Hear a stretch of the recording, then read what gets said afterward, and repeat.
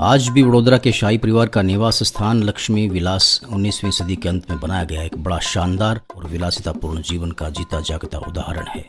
उस समय इसकी लागत लगभग 6 मिलियन रुपए आई थी। 500 एकड़ में बना ये अब तक का सबसे बड़ा निजी घर है। इसका आकार बकिंघम पैलेस से 4 गुना बड़ा है।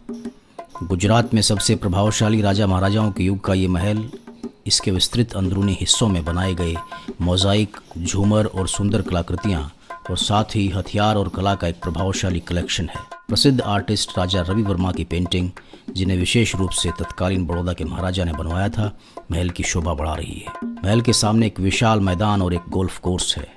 इसके परिसर में ही एक नवलखी बावड़ी है, जो गुजरात की सूखी भूमि पर काबू पाने के लिए राजाओं द्वारा बनाई गई पुरानी वाटर स्टोरेज प्रणाली की एक मिसाल है। ये Motibagh cricket ground, Baroda cricket association के कार्यालय और एक सागौन लकड़ी के फर्श वाला दुर्लभ इंडोर टेनिस कोर्ट और एक बैडमिंटन कोर्ट है। 1890 में निर्मित डिजाइनर वास्तुकार रॉबर्ट फेलो चिशोल ने इस भव्य इमारत को बनाने में 12 साल का समय लिया था। ये विशाल आर्ट डेको महल अभी भी शाही निवास है और पर्यटकों के लिए दर्शनीय स्थल के रूप में खुला रहता है।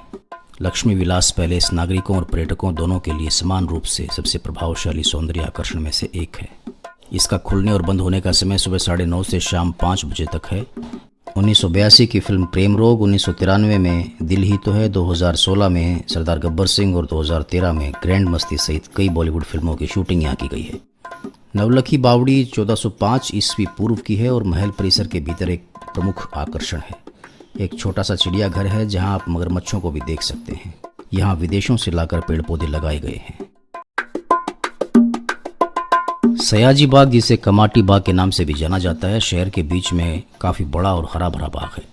इसके अंदर एक प्रसिद्ध म्यूजियम, एक फोटो गैलरी, एक बड़ा एक्वेरियम, चिड़ियाघर, एक हेल्थ संग्रहालय, तारामंडल और बच्चों की एक टॉय ट्रेन और कई दूसरी बच्चों के खेलने की चीज़ें मौजूद हैं। यहाँ का म्यूजियम और पिक्चर गैलरी कई अलग अलग तरह की कलाओं का संग्रह है। इनमें से ज़्यादातर चीज़ें महाराजा सयाजीराव थर्ड के द्वारा इकट्ठी की गई थी। इनमें कई एशियाई क्षेत्रों की मूर्तियाँ और नक्काशी, इसके अलावा भारत, जापान और चीन की बढ़िया हाथी दांत की नक्काशी, एक मिस्र शैली का छोटा कमरा जिसमें मम्मी रखी हुई है। भारत के पश्चिमी क्षेत्र का ये सबसे बड़ा उद्यान है। ये कुल 113 एकड़ में फैला हुआ है। यहाँ 96 से ज़्यादा पेड़ों की प्रजातियाँ मौजूद हैं। एक छोटा चिड़ियाघर इसको प्रकृति प्रेमियों के लिए एक दिलचस्प जगह बनाता है। 1879 में महाराजा सयाजीराव थर्ड ने इस बाग का निर्माण किया और बड़ौदा की जनता को समर्पित कर दिया। शहर की हलचल के बीच हरियाली और शांति से सराबोर ये बाग बड़ौदा पर प्रकृति की एक खास मेहरबानी है।